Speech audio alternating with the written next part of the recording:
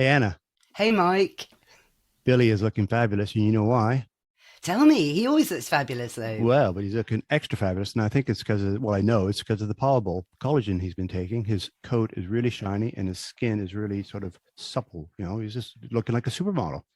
Well, that's great. Well, the supermodel thing's funny because people think of collagen as a beauty product, really. It's Yeah. so marketed as such at a human level, when in fact, the interesting thing about collagen is it's so multifaceted, Mm. because it's a structural protein, that sadly depletes with age. By adding it into your diet, you're also helping the digestive system and Yeah. the Okay. So immune you mentioned system. that. You've mentioned that before. Yeah. So it's good for his digestion too, isn't it? Yeah, it really is because it helps the structure of the gut wall. And it's all about keeping the structure of the gut wall because there's a condition called leaky gut, and you don't want your dog to be having that. So, I've had collagen that after a bad curry. You do not want that. definitely don't want one of those. But yeah, so it's not only skin and coat, but it really helps that. But of course, it also helps joints as Mm. well as the gut lining, and also guess what with cuts and grazes. You know how when the wound starts to kind of mesh together, Mm. when you've Yeah. cut yourself. Well, that is the collagen in the body making that happen because it is a structural protein. So it helps on so many levels. It's certainly not just for the skin and coat. All Although, right. having said that, Mike, I love the So Body Co., the parent firm. Their collagen that I'm taking myself as a human, that has made all the difference to my hair. I have notably got thicker hair than I had before taking it. There you go. But the other thing is, it's not just for us; it's for a Dog's Life listeners as well. It is for a Dog's Life listeners, so both human and pooch. What's the discount code, Mike, for the portable? A Dog's Life 10. That's ADOGSLIFE 10. So just go to pourable.co.uk and the discount code is a dog's life 10. And get 10% off your first order.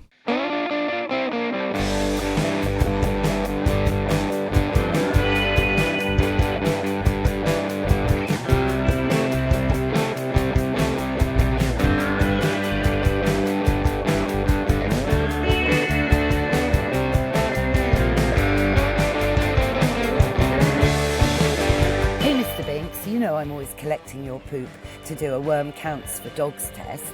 Well, how excited are we to be meeting up with Kate Bendix from Worm Counts for Dogs to chat about this a bit more. I'm Anna Webb. Welcome to A Dog's Life.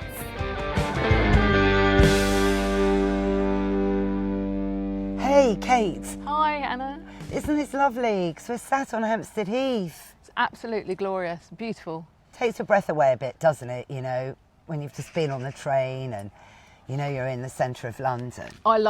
When I used to live in London, what I love about it is you can come to a little quiet place like this and then in 5 minutes you're in traffic and the usual London madness. But there's so much of this that people who don't live in London don't see. I know. I think people who don't live in London don't really appreciate how much green space we've got. We're so lucky compared to New York, for example. So we've got the Royal Parks as well.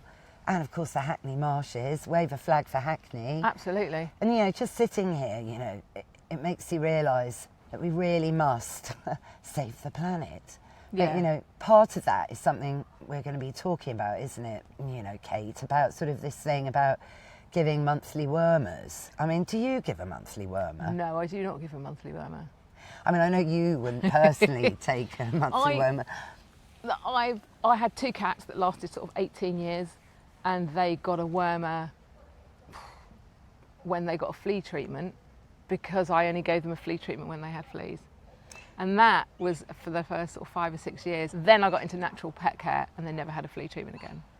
So interesting, isn't it? Well, I'm the same, actually, I must admit. I mean, my dogs don't get either, and I like to, test before I treat. Yep. But with Gremlin, my cat, he's an outdoor cat. He's still pretty out there.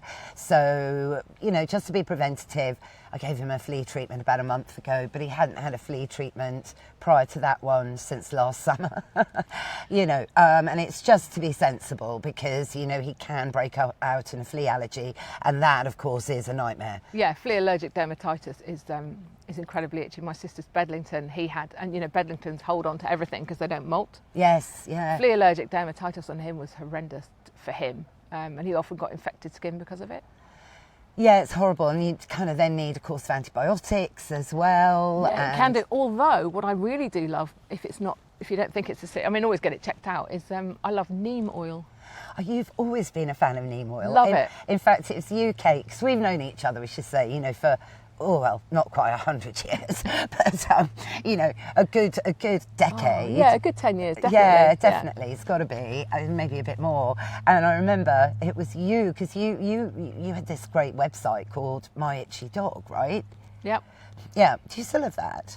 No, I don't have that anymore. I run now a smaller company called Worm Counts for Dogs.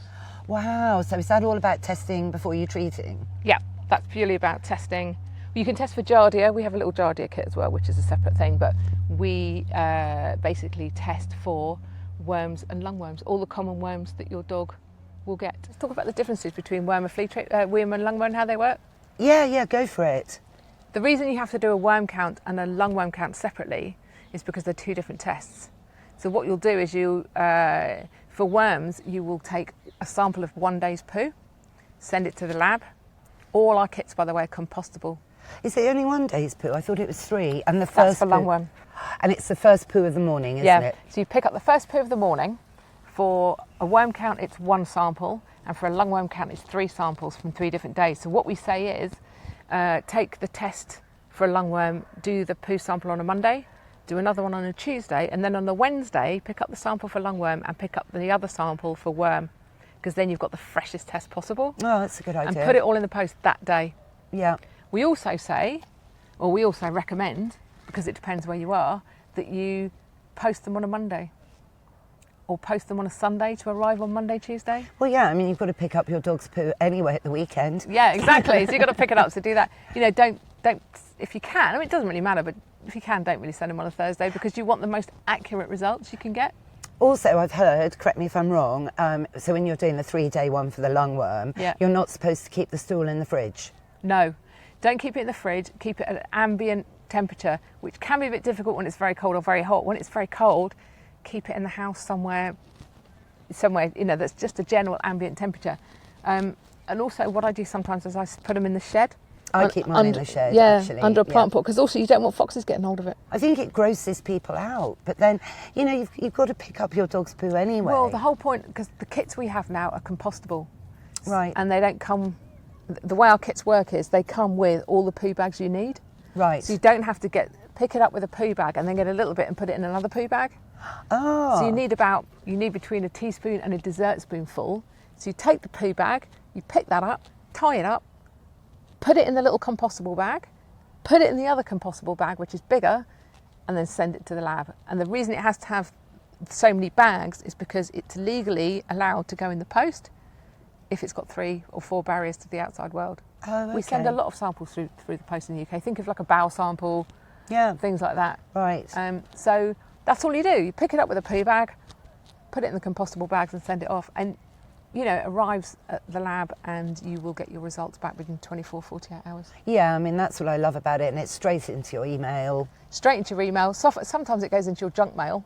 But generally it's straight into your email. And it's great. It's really efficient. You and know. I was going to say, the results, when you look at them, it's worked on a traffic list based on a traffic light system. Yeah. So the results are based on a traffic light system. So you know that if everything's green, you're fine. If you've got a little bit of amber, because it will list every worm they've tested for, every part of lungworm they've tested for, and they also test for Giardia as well. No, it's great, and I think it's a bargain, you know, and it just means you take control of your dog's health, really. You do, and also, I mean, you come to us, you come to worm counts for dogs. We send you a kit, and the kit contains a free post envelope. So you don't have to go to the post office, it doesn't need to be signed for, it comes with your letterbox. So we try to make the process really simple and streamlined, because going to your vet is a pain in the backside.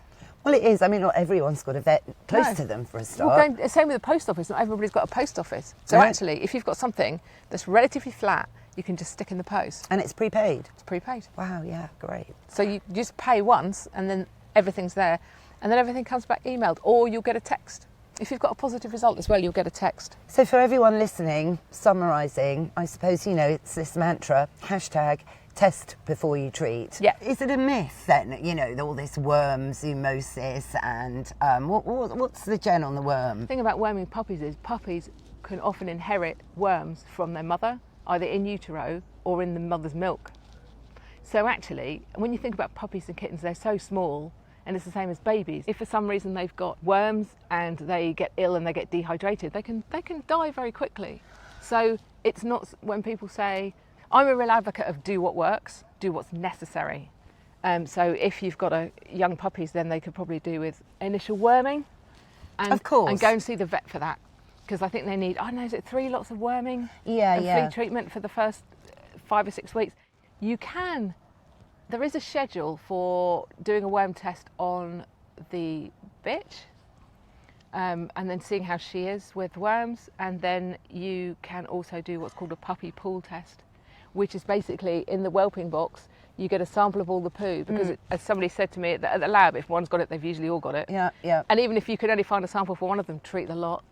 Yeah, but I mean, it makes sense, you know, to make sure the mother's in the best health. Yeah. And test, you know, during her pregnancy, which is only 2.5 months. Yeah. You know, so Not really, long at all. Exactly. So, and obviously, you know, it's all about hygiene. But I think, you know, so many puppies, particularly in the last couple of years, have been bred in despicable conditions, you know, that you cannot consider as being normal or fair in normal terms. So. Exactly, and also, I mean, COVID did a great disservice to dogs because so many puppies were born. To people who were staying at home and wanted a dog and didn't necessarily think it through, and so they may not be so much into natural stuff, or they may just be going along with what the vet says because they haven't really thought about it, they haven't planned it, and so they don't have the knowledge. And so you need those dogs to be in a lot better health than they probably are. Yeah, I mean, I've heard through the grapevine, through a friend's vet, that said that most of these pandemic puppies, the owners don't even know what breed or mix their puppy actually is. Really? You know, yeah, so, you know, it would surprise me if they've got any sort of clue about worms in general, really, because it's not something as humans we're sort of, you know, brought up to have to deal with, really. No, I think it's a great tragedy, and I think, you know, the fallout is now beginning, you know, to really hit hard. And I think, we were just talking about earlier, but I think when you've got a puppy and it's the pandemic, a lot of people, well, like they do now, a lot of people will go and buy the subscription service with the vet that covers all the flea treatments, the worm treatments, the checkups. And I think that works well. When you add it up, that works quite well for the first year, because, you know, it includes all the checkups and the spraying or the neutering if that's what you want to do, all that kind of stuff. But after that, it doesn't really make sense. So if you've got this puppy subscription service, you're getting your flea and worm treatments just sent to you in the post. You're not going to waste it. No, I know, but I do feel, in a way, that's a bit of bullying, actually, on behalf of I think it's absolute vets. bullying. I completely because agree. It's channeling people down a particular route and not really giving anybody any choice in the issue, and, you know, using the preposition that, you know, we're your vet, so you've really got to do what we tell you. No, well, look, I'm a bit radical. Yeah, no, I agree with that, but I think bullying is almost a bit too emotive. It's almost colder than that. It's money making. Well, it is. I was thinking yesterday, I have been to 5 vets in my local area since I had my dog and my cats, and I've moved every time because the vet I'm with was a lovely little small vet and they've been bought out by a multinational. Now all 4 vets have different price points in my area. They're all owned by the same company. Wow. That's cynical. It makes total business sense, and it's the same thing for getting you in the door. I think from what I've read that flea and worm treatments have a massive profit margin, and they're easy, repetitive income. That's how they get you in. But there are vets out there that are really actually conscious of the impact of these flea and worm treatments, not only to the pet's health, but to our human health, but also to the environment. In that, you know, there is science that correlates that constant use of very strong insecticides, you know, in a small animal that has a very fast metabolism, will over time cause some side effects. You know, so that's, you've got to think about it. It's out there. Which is very common flea treatment insecticide. Is it permethrin? I think it is. Yeah, and the other one I can never say, which kills bees and pollinators, imachloride, but it's not that. Imochloroid. There's quite a lot of I wish I've got to learn how to say it. Oh, but the thing is, because inhaling them, so often vets in practice, they'll get migraines, because if you think they're seeing, I don't know, 10 dogs a day and they've got to put a flea treatment on each of them, that's 10 flea treatments a day. Even an average pet owner would only be doing it once a month, so... Yeah, but also I guarantee... The fumes. Yeah, the fumes. And inhaling them. And it smells like almonds, which always reminds me of cyanide. But, Does cyanide smell of almonds? Cyanide is a derivative of almonds. Gosh. So that's when you smell... Anyway, so the pesticide always smells of almonds, but I guarantee you anybody who puts a spot on will forget about it and stroke their dog and it's all over their hands. And then they wash their hands. Yeah. And then it goes down the plug hole. Very good point. Very good point. It goes down the plug hole. Then the dog bed gets washed and it goes down the plug hole. Yeah. And so on and so on. And so hadn't thought of it like that. Yeah, well, the University of Sussex last year brought out this really eye-opening study. That's terrifying, that study. Yeah, where it actually said that British rivers were 38 times above the safety limit of fipronil and the pollinating pesticide, insecticide, that, and it can't be coming from the farming industry because these insecticides were banned in farming, about 20, 30 years ago. Yeah. So it can only be coming from pets. And you think about spaniels and retrievers and all water-loving dogs, they're all in. But also, the thing about it is it is a pesticide, it is an insecticide. I can't remember which is it. It's a pesticide, it's an insecticide. Yeah, I think it's an insecticide for fleas and a pesticide for worms. Okay, so you're putting that on your dog, and basically it is what it is. If it was in large enough amounts, it would kill the dog. If it was in larger amounts, it would kill us. It absolutely makes sense that if it's given it a dose that will kill fleas and kill worms, then why would it not be going out killing the small insects, which are then reducing the food chain? Exactly. Or the trout is eating enough insects to actually give itself a problem. Well, or check this out, God. or we could be drinking it. Humans and dogs. I filter all our water, obviously, but, because somebody told me quite a long time ago that they've studied, and they found that the contraceptive pill is in all drinking water. Oh, yeah. Yeah. It's just staggering, isn't it? We're sat here in this little glade on Hampstead Heath. It's so tranquil, beautiful nature. Yeah. Had some birds around, little squirrels been tormenting Mr. Binks. And it's really lovely. And then, wouldn't it be awful if all of this just disappeared? Well, look around. Where are the bees and where are the butterflies? You're right, actually. I can't see any.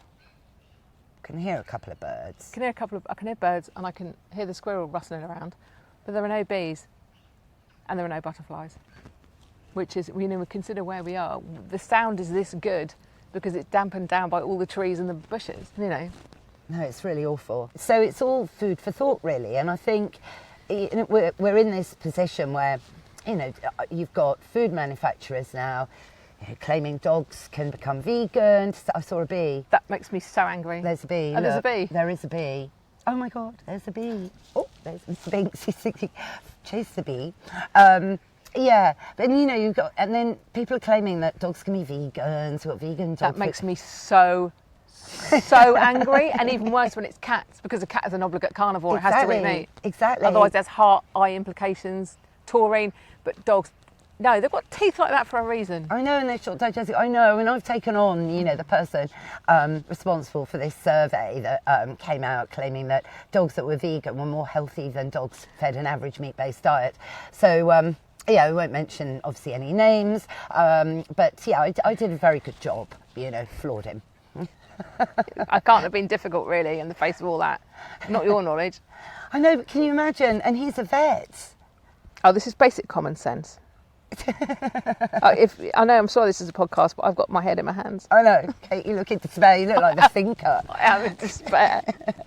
Because you're really, because in your book, My Itchy Dog, you've got a big section on food, haven't you? Well, I also wrote a book called The Dog Diet. That's why. Because when, we ran... In fact, I wrote a forward, didn't I? You did, you wrote the forward for The Dog Diet. Yeah, you did, or comment, I can't remember. I think it might be the forward. You and Richard Allport.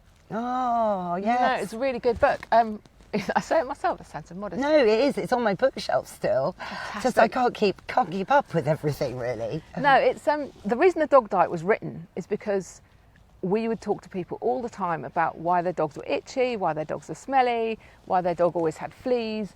And the first question we asked was, what do you feed your dog? Yeah. And it's the same, it's exactly the same now. My dog Nikita, she ate raw for a long time, and then she got really old and she got very anxious, and so she got quite stressed and she couldn't really eat raw anymore. So now I cook her food, and that's the only two things I would consider, really, raw, and if I had to, cook it. Keeping your dog's gut healthy and is going to keep their immune system healthy, Yeah. it's going to keep the microbiome healthy, the gut flora is going to be really good, and all those things will fight off lots of things. So why would they not fight off fleas and worms? Well, yes, and I mean, there's also a study done, which I love this study, which proved that dogs that ate a kibble diet were way more prone to being bitten by a flea than those that ate a raw diet because of their blood. The blood from a kibble-eating dog is sugary because they are basically just eating sugar. Oh, can you send me that? Yeah. It's old. This is ages, but yeah. And you think about it, because I know when I go to a mosquito, country like India or whatever, I get eaten alive. Yeah. And that's because, hand on heart, I eat a lot of sugary food like pasta. I live on bread, but I buy good bread, but I'm an omnivore, so that's okay. I can digest all of the nutrients from a good bit of bread.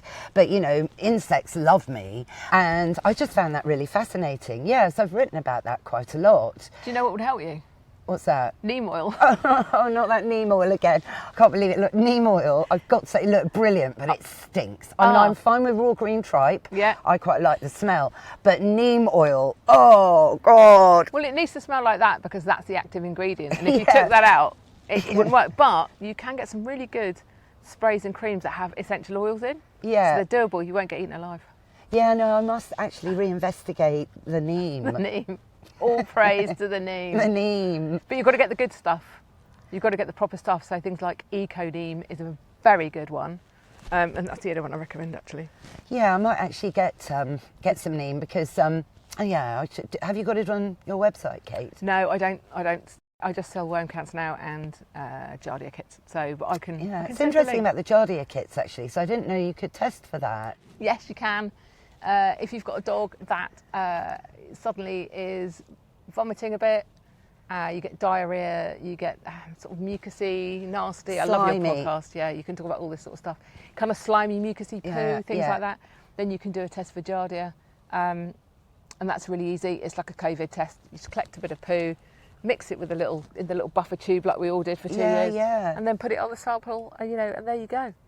Gosh. That's easy enough. I mean, that's great because that saves a trip to the vet, and at least you know then what the results are, because arguably the vet's not going to do that in front of you in practice. No, but also things like the worm count. You do a worm count or you do a lungworm test. And the worm count test for Giardia is standard. Most people buy the combination of the two together. Yeah. You can't test for everything in one test because they're different tests. That's interesting, isn't it, for lungworm? Because sometimes I just do lungworm test, because the general worms have come back clear for the last, Yeah. 3 tests, so basically a year. So, the chances of having a general worm are highly slim, but the lungworm is the one I feel is the important thing to be testing for. I say to customers or anybody who listens to me bang on about it, I say if you can only test for one thing, test for lungworm. Yeah. I might be right, I might be wrong, but lungworm is, by the time you find out your dog has lungworm, you're going to have a really hard time saving their life. I know. I mean, that's the thing. I mean, any other worm isn't really fatal, but lungworm, can be. Hey, Anna, Hey, Mike. is it hot enough for you? Oh my gosh, it was so hot yesterday in London. Even me, I'm a sun worshipper, I couldn't cope with it. And my freezing flat had suddenly turned into a sauna. So I just don't know how some people coped yesterday. I thought I was going to die. But you know who was all right? Billy was all right. And why is that, Mike? Because, thank you, you sorted us out with that Equifleece wet t-shirt. I did. And gosh, did it work all right? It was perfect. It was perfect. And, he's not great on getting wet, and he doesn't really like to wear clothes, but he was happy with the t-shirt once it was on, and it was easy to get on. The arms are open and it stretches, so you just kind of lift his paw up and get it on. It was really easy to get on and off. You just get it wet, wring it out, put it on, and he stayed cool all day long. and into the evening because it was still like 30 degrees, over 30 degrees at 10 o'clock last night. It was mad. I know it was ridiculous. And even today, you know, I know it's much cooler, but it still is actually too hot for dogs at 26 degrees, you know, so you do have to be careful. And the air's still so hot, I think.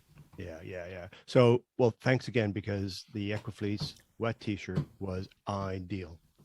Well, I'm glad you liked it. So, yep, if you're thinking about getting a great cooling system, if you're going away on holiday or just to have a round in the office with your dog or wherever you go, check out www.equifleece.co.uk. Do you know how lungworm works? Yes, yeah, gosh. I mean, you know, I've spent a lot of time with a vet who always wears shorts talking about lungworm.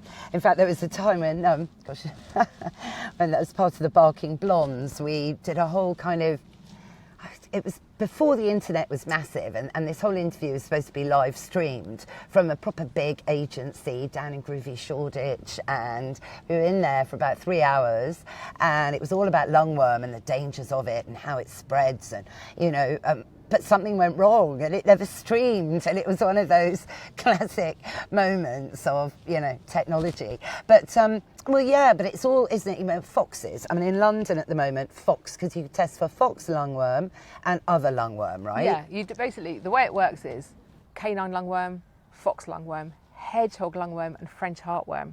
French heartworm. Yeah, and the way it works is, all of these things, is your dog will go and lick a dish that's got water in it that's been in the garden, a plant pot. It will go and lick a bit of grass that a snail has gone over. It will eat a snail. It can eat some fox poo.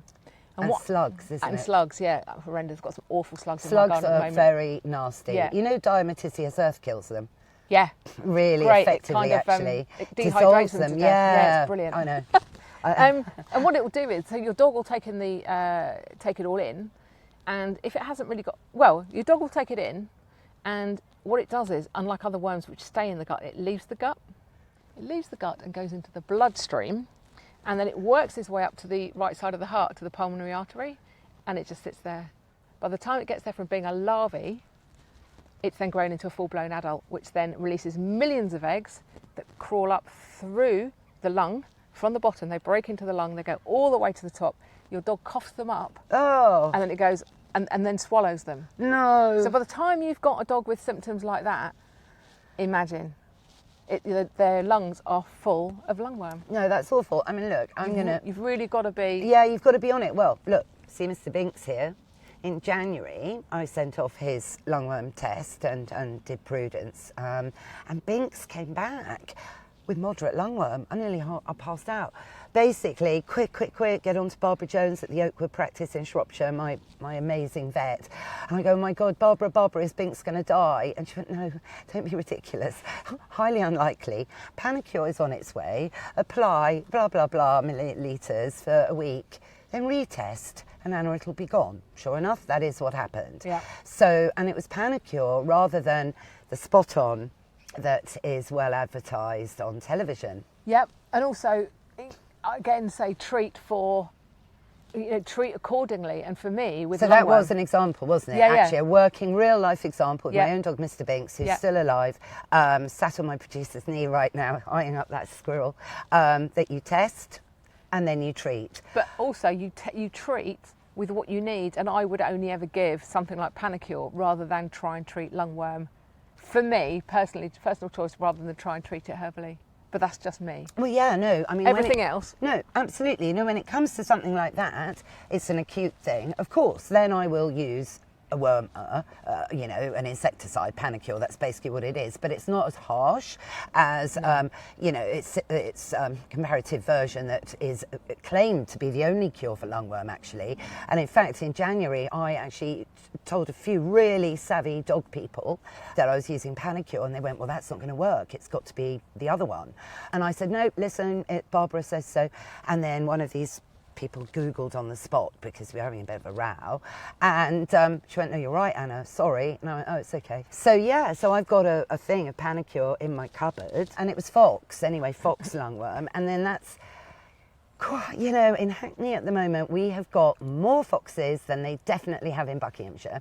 Because when I lived in Buckinghamshire, I never saw a fox. Never saw. Oh, we've got foxes living in our garden. They're there all the time. The other thing to say with pharmaceutical flea and worm treatments is they work. I always say they're like bouncers. They work by just purging the entire system. And it's almost like a bouncer. So if you ate something and the gut didn't like it, these kind of bouncers are basically just beating you up.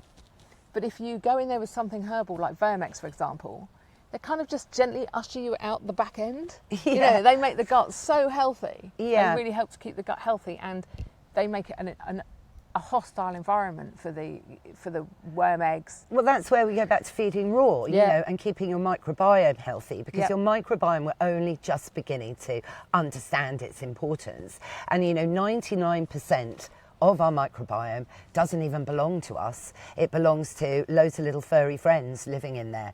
99% of our immune system. Yeah, no, because I did my talk, didn't I, recently? Oh, yeah. And I made that point, and I had this great slide, a little, look at this squirrel, little furry friends on this picture. Some of them look quite sweet, really, but they've all got hairs on them. They're really, and you know, if we annihilate these little creatures, then, you know, we'll have a sterile gut. And, you know, you kind of got to say, well, what's the use of that? Absolutely none. And you know, and then also, right, check this out. This is something I mentioned on a podcast, actually. Well, you know, in the book Forever Dog, Karen Becker wrote about this amazing study in Chicago University, Ohio University, 2019, so pretty recent, where they seized a load of Type E dogs from a very nasty gangland, awful place in Chicago. And they split the dogs into two groups, those that may have the propensity, you know, to become a bit reactive, and those that were already displaying clear signs of reactivity, okay, to other dogs and perhaps people as well, you know. And they analysed the stools from each group, and they discovered that the bacteria in the set of stools were notably different between the dogs, which totally then, you know, highlights how the food you eat can influence your behaviour, which we kind of know, but I love that study. Yeah, it's a great study, and also, if you think about it, how much calmer, if you feed your dog raw, they're calmer, they're less stressed, they work better in their environment, their energy is better, they sleep better. So, and also it's proven that, you know, it can reduce anxiety to have a really good gut. So when you actually factor all that in, your dog, their level of cortisol's going to be a lot healthier, their adrenaline is going to be a lot healthier, and their body's then going to be able to fight because their immune system will be better. So yeah. And actually, if you think about it, if you're going to give dogs wormers and flea treatments every month, it's going to wreck their gut, it's going to lower their immune system, their inability to fight off infection is just going to be strengthened. And you think things like people don't know that an immature flea carries tapeworm. I didn't know that, actually. Yeah. Gosh. So an immature flea can carry tapeworm. Actually, no, I did know they can spread disease, fleas. I mean, fleas are awful. Let's just make that point. And once I did have a flea infestation before I left for the Shires, and it was ghastly. It was down to gremlin. I didn't realise how... Because Molly had never had fleas in 9 years, and no flea treatments, but we didn't live with a cat. Then Gremlin, my cat, arrived, you know, and he was an outdoor cat, and I didn't understand that 80% of the world's fleas are cat fleas, and that they are the only type of flea that will live on any creature. They're very indiscriminative, and they'd like to be on a horse, or you, or Mike, my producer, just as much, and they're little devils. Even Hippocrates wrote about the cat flea. Oh, really? Yeah, saying that they're the most well-adapted creature that are just literally impossible to kill. And they are. I mean, you can't even drown a cat flea because they've got flaps that come... Oh, no, I've researched the cat flea. They've got flaps that go woof over their nose, so you think you've killed them in the washing machine, but then you hang the dog blanket onto the radiator. What happens? Oh, it's got a bit warmer and dry. I'm alive again. And off they spring. Well, I moved into a flat about, 20 odd years ago, and it was absolutely fine. And I got a cat a couple of years later. Within a week, the whole place was jumping. There we go. Apparently, what they do is they'll feed on the dog. They'll or the cat. Or the cat. They'll shed all the eggs into the floor. They'll hatch. The larvae will go along. Thank you very much. Eating up all your skin and things like that. I know. They live in the carpet. But then what they do is they roll themselves up into a cocoon, and they can sit there for years. Oh, and they so think what gross. happens is the CO2, the change in CO2 from closer to the ground, so babies and pets, then they think, great, and out they come. So they're just waiting They're just for their waiting. prey. They're like evil. They're like James Bond. What are they called? You know, evil superhero. Not you know. They're like some kind of evil James Bond character. They're terrible. No, it is true, you know, so these things do exist out there, and pet parents need to be aware, you know, that fleas, you know, dogs can catch them. You know, fleas can carry immature tapeworms, but your dog can get worms from all over the place. And basically it comes down to the whole philosophy, which is prevention is better than cure. And, you know, just to get a snapshot of what's going on in your dog's gut, test them for worms with a worm count test. And to think about neem, which I've just got to tell everyone, it does smell of old socks. It does smell of old socks. It does, Kate. It's No, it worse does. than raw green tripe. Some people love it and some people don't. I think it smells like cabbage that's turned, that's then on the turn. It doesn't smell brilliant. But when you talk about worms and fleas as well, it's brilliant for treating any flea bites. It's really good for helping keep fleas off. You know, just mix some neem oil, get the organic stuff from Econeem, mix some neem oil with a little bit of emulsifier like fairy liquid, or, you know, washing up liquid, and some water, and you can spray it everywhere. Spray it in your decks, spray it on the floors. That's what's great. I mean, you know, 90% of the fleas are in your home. They're not on your pet. So they're in the crevice behind your sofa. They And love it there. they're in various life stages as well. I mean, that's the thing. Another thing I'll say about worms is worms are parasites. And like any parasite, they need a host to complete their life cycle. Yeah. So worms need your dog. If you didn't, the kind of worms that dogs get, they need your dog to complete their life cycle. The way it works is they'll lick something, they'll eat something, the eggs go into the gut, and what's things like tapeworm will just kind of like latch onto the intestine, and it will just release and shed millions of eggs out of the backside of your dog. Another dog licks it, and off you go. Well, that's how foxes, you know, transfer it. And of course slugs, I really have a problem with the slug. I mean, really. Yeah. I used to see them like crawling all over. Oh, it's gross. You know, a lump of poop. And then of course they'll slide off and put it all on the grass wherever they're going. And so that's the connection, isn't it? That's the connection. And also, if you think, take a look at your garden and you look at it and you think, right, the slugs, the snails, there's foxes, there's going to be fox poo somewhere. There's the toys that I left outside last night. Yeah, you've got to not do that. I mean, it's lesson number one. Yeah. I mean, you never leave toys out, you know. Old pot plants that have got pot saucers that have got water in them. Yeah, old the water lip. bowls, anything like that. Yeah. Anywhere your dog likes to have a go and have a sniff. Grass, you know, anything that somebody's crawled over it or walked on or pooed on. I know, but we mustn't scaremonger at the end of the day. I think my point is that you look at it and you think, oh, you know, my dog's fine. Or some customers say to me, isn't it something only dogs that live in the country get?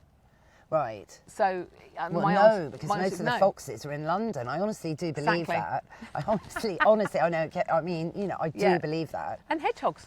You know, yeah, the we haven't hedgehog got that population. many in London, I don't think. No, the hedgehog population isn't great, but the hedgehogs carry lungworm too. Oh, I didn't know that. Yeah, so we test for hedgehog lungworm as well. Yeah, no, you said. No, that's great. So the message is, test before you treat. Yep. Think about neem oil as a deterrent and for detoxifying your home, because, you know, and that for me, I put it on my sofa rather than on myself, actually, the neem oil. And then, of course, you've got worm counts for dogs. Yeah. Do you do worm counts for cats? You can get worm counts for cats. And if you tell us you want a worm count for a cat, we can absolutely do that. It's not a problem. That's brilliant. But cats don't suffer from lungworm, do they? No, they don't.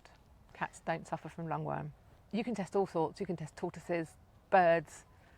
You can test all sorts, but we're specifically worm counts for dogs. And I write quite a lot as well about worms. There are a lot of ways to prevent worms. You're often in the Daily Holy Mail. Grail.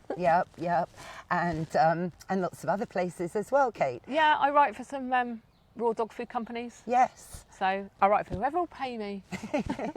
But no, I mean, the worm counts is, for me, really simple. It just encompasses keeping your dog really healthy, keeping their gut healthy. It's just part of an holistic approach. Yeah. Which, as you said, you know, test before you treat. And maybe add a supplement like Vermex. Yeah, Vermex is fantastic. And it's great because you can either have it in a treat or you can have it in a liquid. And they're very good if you want to chat to Vermex. They're brilliant. Give the treat every day. Dog loves the treat. keeps their gut healthy. The liquid you give for 3 consecutive days a month, so you just give it on the 1st, 2nd and 3rd. If your dog comes back from a test with a worm burden and you get a worm egg result that says your dog's got worms, you can actually call them, and if they can, they will help you. You should be able to treat it naturally.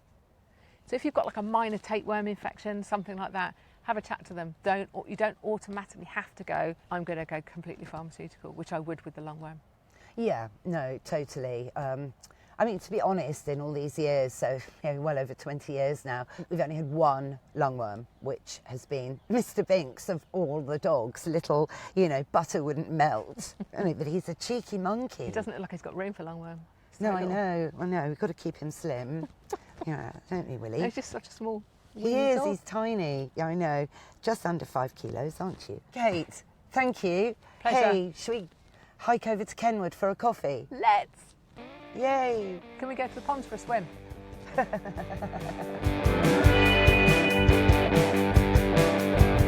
That's our show, Mr. Binks. What did you think?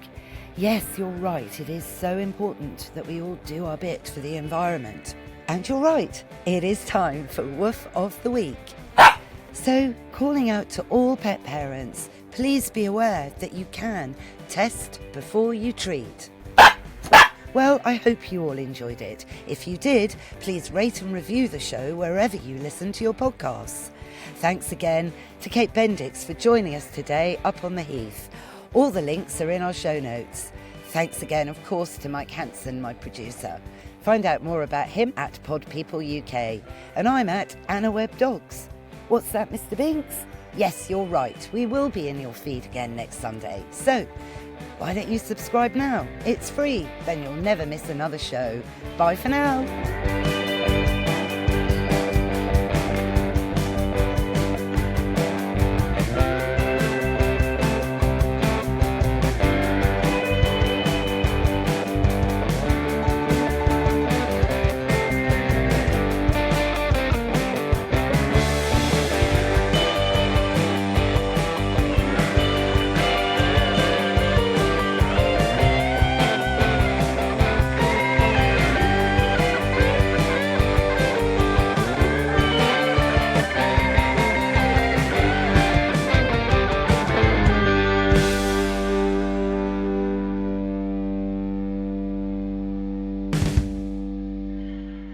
Pod People.